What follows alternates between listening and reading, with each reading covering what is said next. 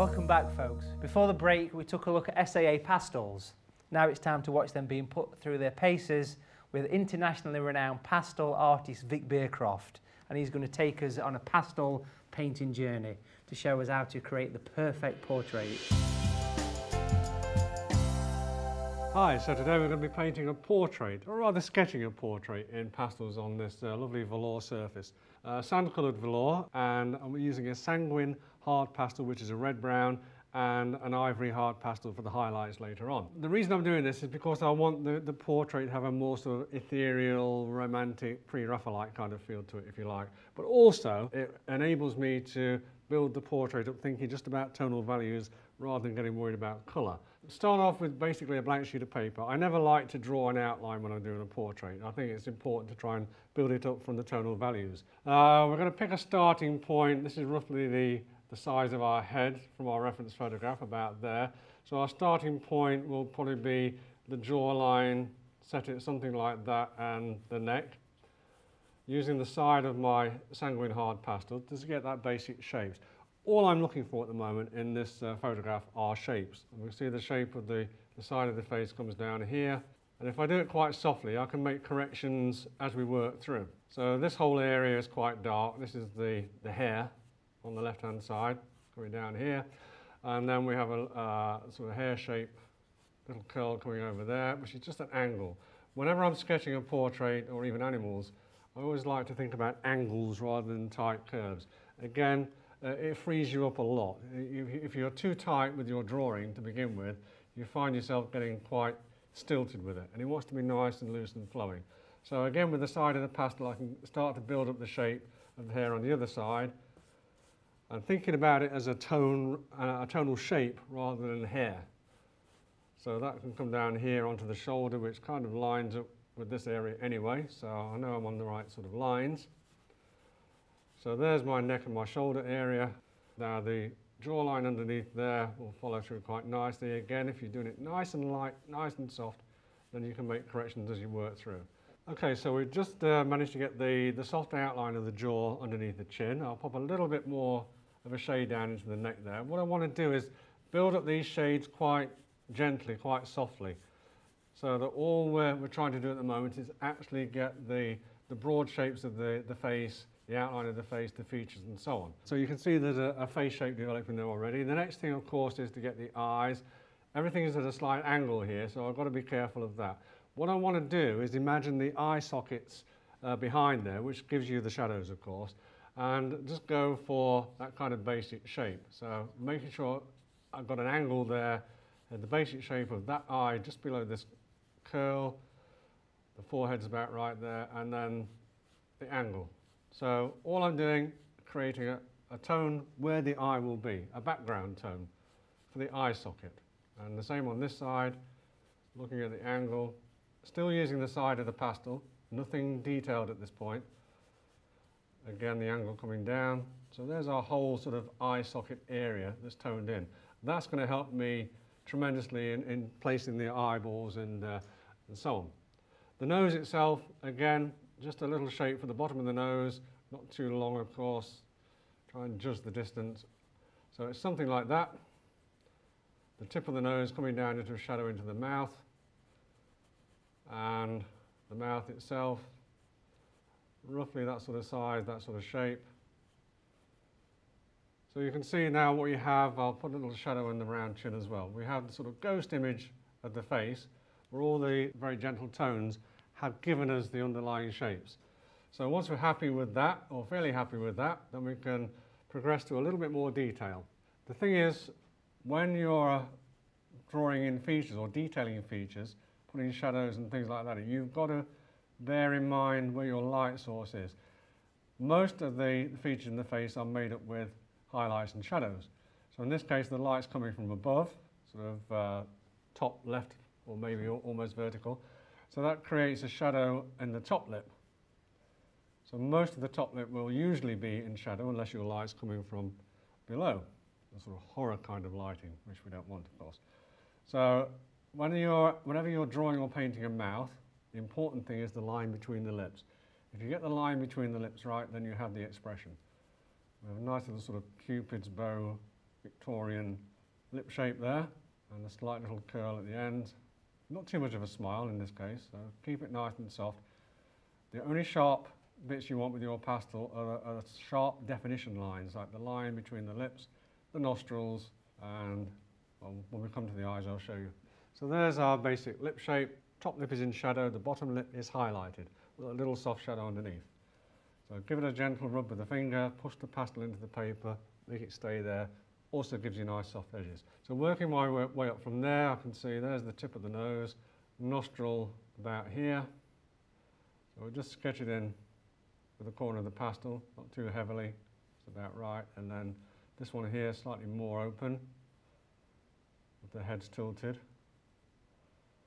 So there's our nostrils. Again, that's the darkest part of the nose as far as we're concerned, is the nostrils. Little gentle rub again.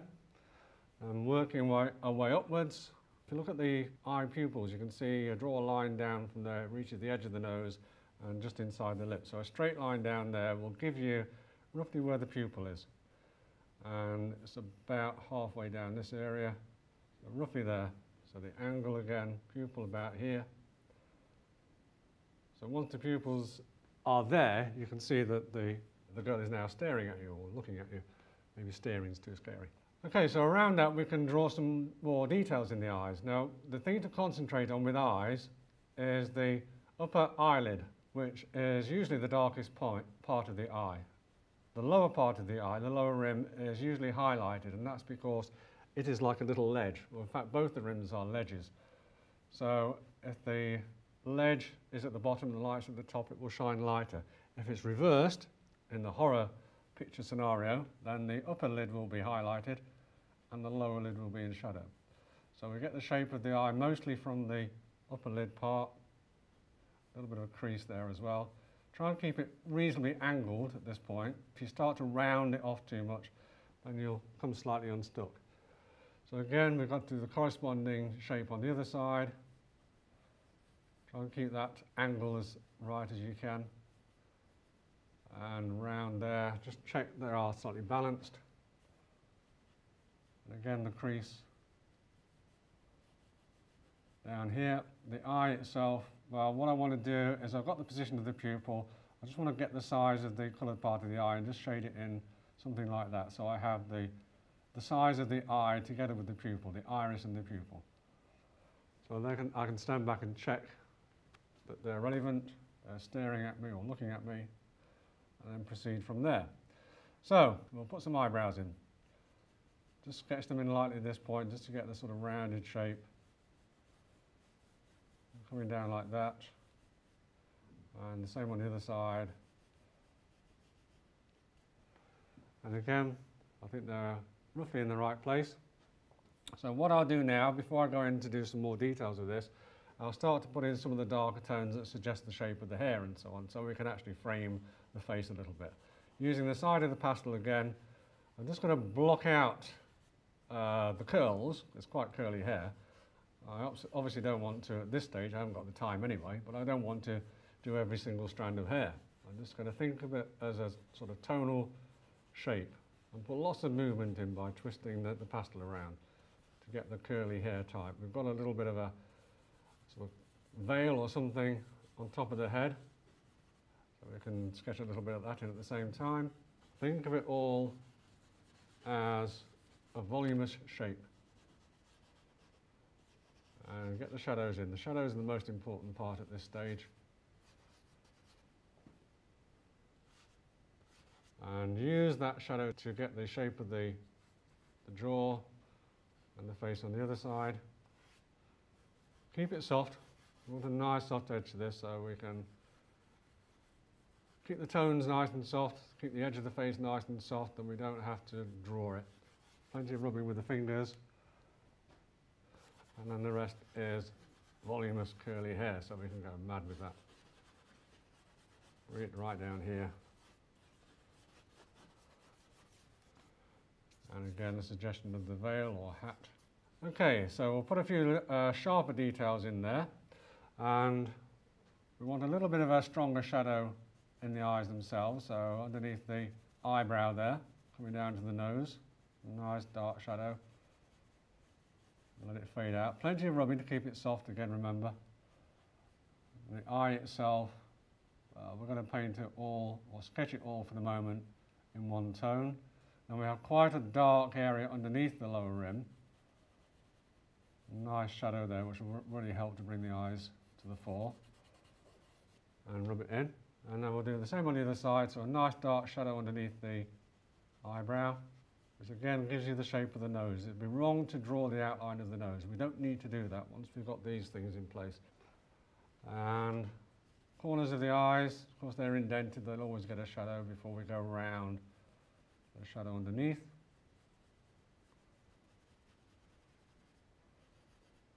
And again, just darken the eyes a little bit at this stage.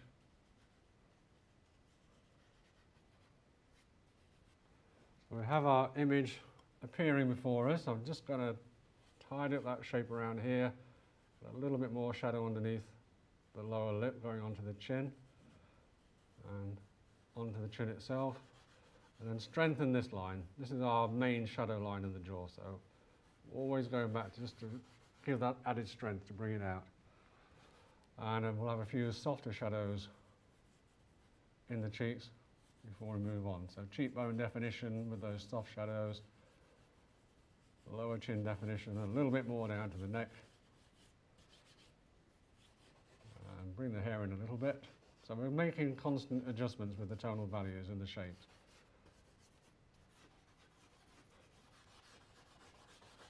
And you can really go to town with those dark shadows as well. Okay, final bit, we've got a little bit of shape around the nostril there, slightly darker at the base of the nose. Remember, the nose is created by the shadows and the highlights, not by drawing a line down the side. Noses, human noses, don't have lines down the side. They're all part of the same flesh. They're only differentiated with shadows and highlights. So again, we can adjust shapes if we want to at this stage, bring the eyebrows closer together, for example. Lips, make the lips a little bit fuller. So a little bit darker, a little bit stronger on the upper lip. That's where the shadow is.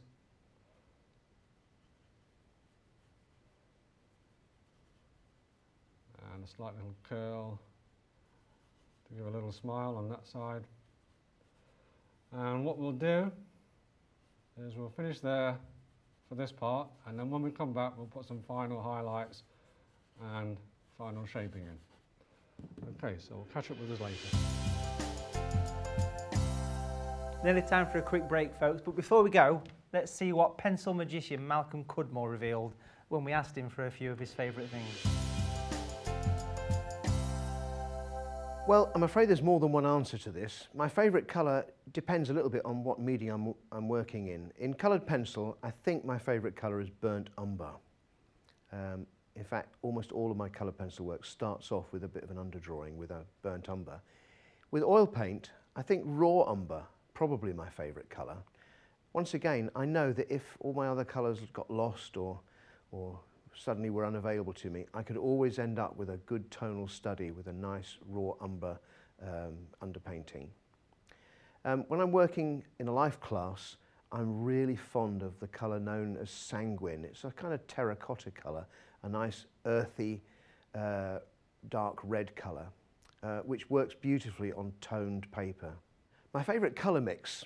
Well, actually that's very similar across all the media I work in.